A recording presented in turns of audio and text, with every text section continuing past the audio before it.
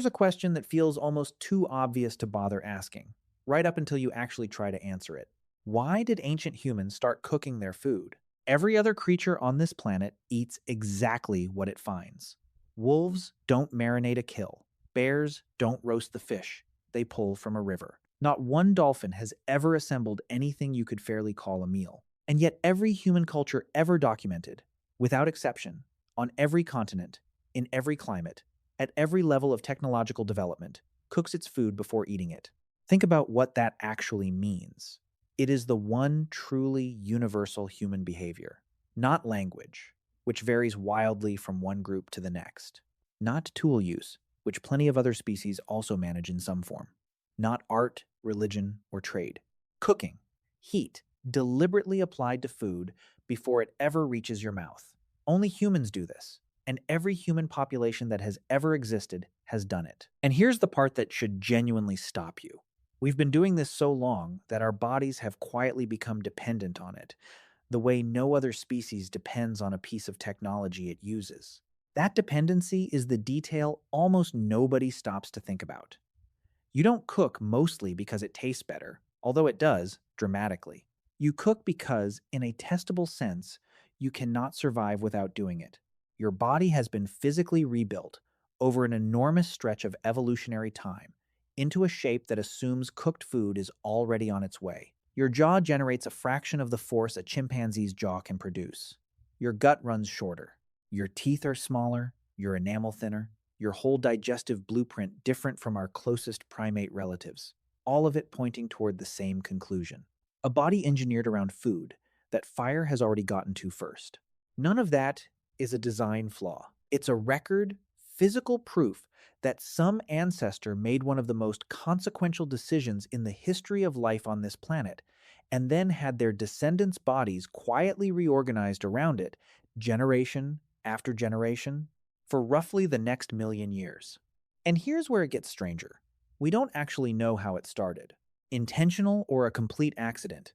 Maybe a scorched root pulled from the ashes of a wildfire, tasting better than the raw version, or something worked out more slowly through repeated trial.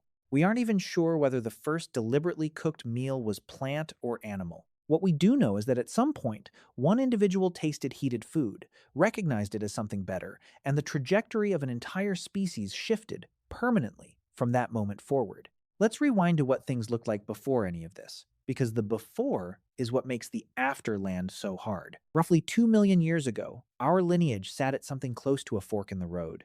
Australopithecus, upright, increasingly clever, spread across the African savanna, was still running essentially the same dietary program a modern chimpanzee runs today. Raw fruit, whenever it could be found.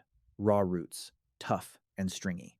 Raw bark, raw shoots. The occasional insect or small opportunistic kill. That diet demanded an almost unbelievable amount of chewing.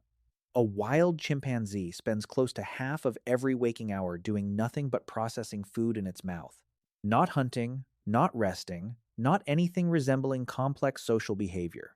Just grinding fibrous plant matter down, mouthful after mouthful, because raw food gives up its calories grudgingly, with no shortcut around the mechanical labor required to reach them. Harvard primatologist Richard Wrangham didn't just theorize about this from a comfortable distance. He traveled to Uganda and ate what wild chimpanzees eat for extended stretches to understand it firsthand. His own account was almost comically restrained. Tough, bitter, exhausting to get through. And after long, steady chewing on a single piece of wild fruit, almost nothing worthwhile to show for it. That left him with a conviction that reshaped his entire research question. A human body, with our comparatively weak jaw and short gut, simply could not survive long-term on that raw ancestral diet. Wouldn't enjoy it. Could not physically extract enough usable energy from it to keep a functioning human alive over time. Which raised an obvious problem. If our bodies can't run on what our ancestors ate 2 million years ago, something changed between then and now. Something delivered far more usable energy per mouthful. Something freed our ancestors from spending half their lives with their jaws working. Something drove the exact anatomical shift visible in the fossil record, separating our genus from everything before it. What was that something? Wrangham's answer, reached while staring into his own fireplace in Massachusetts in 1997, was cooking, not the shift toward eating more meat, proposed by others as the pivotal turn. Not bigger brains that then figured out cleverer foraging strategies. Cooking, fire, applied to food before a single bite. He published the formal hypothesis in 1999 in the journal Current Anthropology, later expanding it into a widely read book. His argument wasn't that cooking was a pleasant bonus that arrived once humans got smart enough to invent it. Cooking was the engine itself. We didn't evolve large brains and then stumble onto cooking. We started cooking, probably by accident, and our brains grew as a direct consequence. The cause and effect run backward from what most people assume. Now, here's the part that should genuinely stop you. To understand why, you need to look at what heat actually does to food, because the transformation goes far deeper than most people ever consider, and the evolutionary logic is hiding in those exact chemical details. Take a starchy food, a yam, a root, a grain, raw. Its starch sits packed into dense, tightly wound granules that digestive enzymes can barely get a grip on. Apply heat, and those granules absorb water and swell open, a process called gelatinization.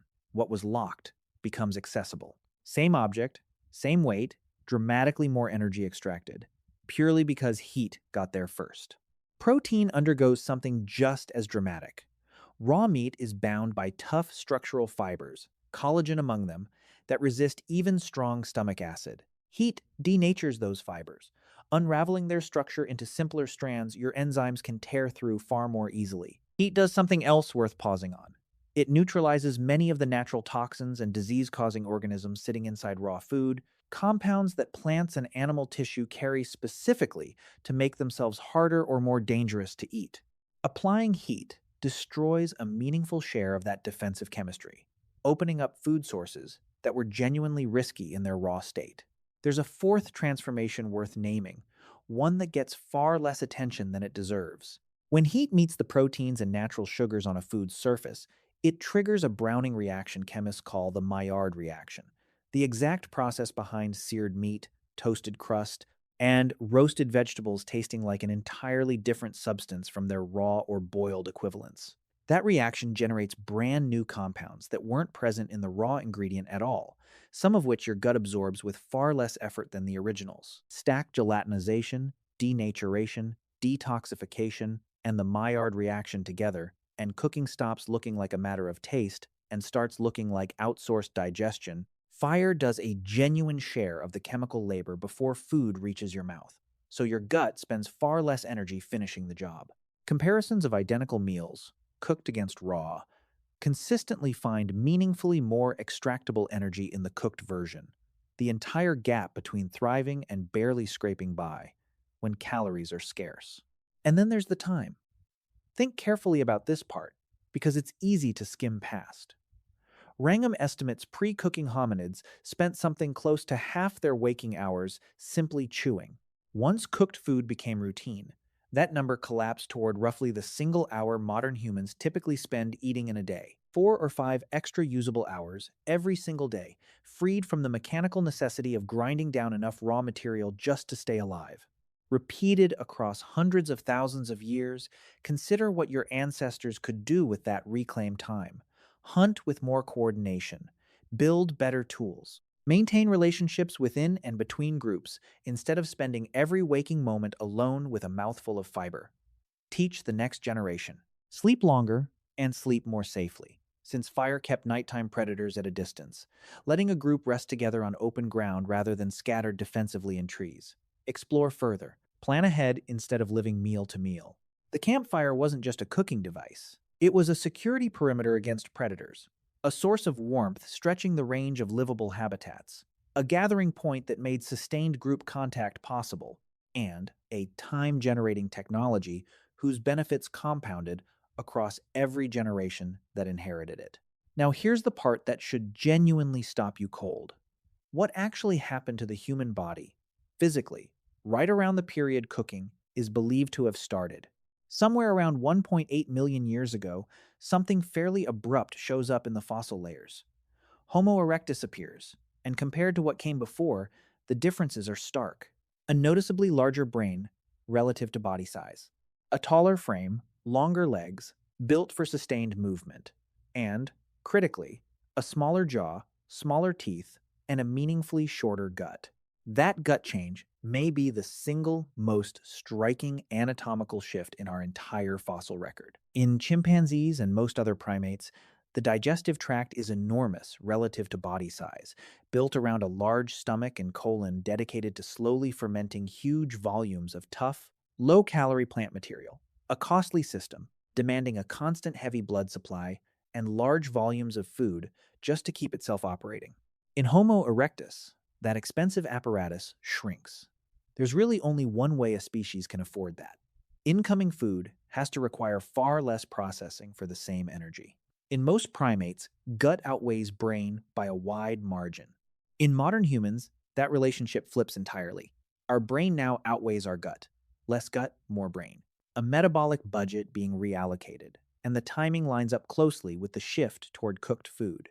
Here's why that reallocation matters. Your brain, sitting quietly in your skull right now, consumes close to 20% of your entire body's energy budget just idling, gram for gram, costing roughly 9 times more to run than an equivalent unit of muscle, by far the most metabolically expensive tissue you own, and it cannot be maintained without a calorie-dense diet feeding it. Brazilian neuroscientist Susana Herculano Huzel ran the numbers on what that would cost a raw food primate. For a gorilla to grow a human-sized brain on its current raw diet, it would need roughly 2 extra hours of feeding stacked on the 8 or 9 it already spends daily, pushing total feeding time past 10 hours, leaving almost no time for anything else. The math doesn't work for a large-brained animal stuck eating raw food. There's experimental proof of this beyond fossils. In a study run by researchers alongside Wrangham, mice fed cooked meat gained noticeably more weight over time than mice fed the identical quantity of raw meat. Every other variable held constant. The one difference was whether heat had touched the food first, about as close to a direct demonstration as you'll get of a pattern the fossil record only shows indirectly. A fair account includes where researchers disagree. The expensive tissue hypothesis argues the critical shift wasn't specifically cooked starches, but a broader move toward calorie-dense food generally, including raw meat and marrow. The social brain hypothesis proposes brain size tracks social group complexity more closely than diet. Neither theory has decisively won. Most researchers suspect all three forces reinforced each other. The archaeological dating adds a genuine layer of uncertainty. If cooking became essential around 1.8 million years ago, direct evidence of controlled fire doesn't show up clearly until much later. Deeply buried ash and burned bone in a cave in South Africa date to roughly 1 million years ago. A cave in Israel called Qesem Cave shows something more compelling. A hearth in the same spot, reused somewhere between 300,000 and 400,000 years ago, alongside cut-marked, heat-treated bone, suggesting a dedicated cooking spot rather than occasional fire use. Widespread hearths across many sites don't become common until roughly 400,000 years ago. Some archaeologists find that gap troubling.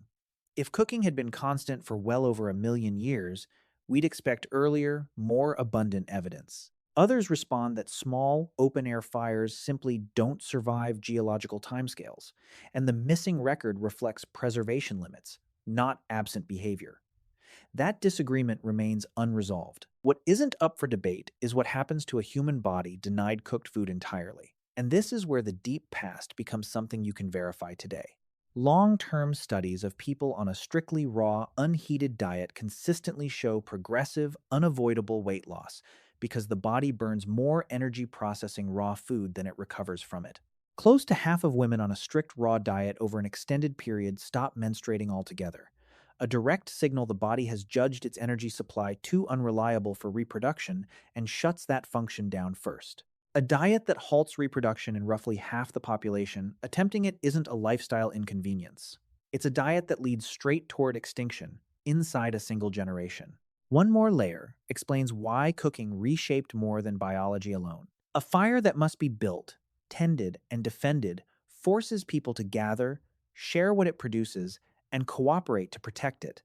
An arrangement that rewards partnership, someone tending the fire while another forages holds a real advantage over anyone surviving entirely alone. Some researchers argue this is where a division of labor between partners first took shape, along with the pair bonding built around it. not romance, but a working arrangement anchored to a shared hearth. Consider what happens once people gather around a fire in the evening. Bellies full, predators kept at a distance, hours of non-chewing time available before sleep. Storytelling becomes possible. Passing down which berries were poisonous, which valley had water, becomes possible. Laughter, teaching, all of it fits into exactly the hours once swallowed whole by chewing. The fire didn't just feed the brain. It created the conditions for that brain to start doing the things that made us recognizably human. So, the next time you're at the sink at some inconvenient hour, scrubbing burnt rice off the bottom of a pot, take 1 second to register the weight of what you were just doing at that stove. You are carrying out the oldest, most distinctly human technology in the entire span of our species' existence. Older than farming by roughly 1 million years. Older than any written language. Older, quite possibly, than language itself. You were repeating something an ancestor of yours was doing around a modest fire on the African savanna more than 1 million years ago, an act that rerouted the trajectory of our lineage. It shrank your jaw. It shortened your gut. It freed your time and protected your nights. It organized your earliest social world and freed enough biological energy to build the very brain you're using right now to follow this sentence. Every meal you cook is a continuation of the exact act that made you human in the first place. Even at midnight, even scrubbing a pot you should have soaked an hour ago. The principle still holds.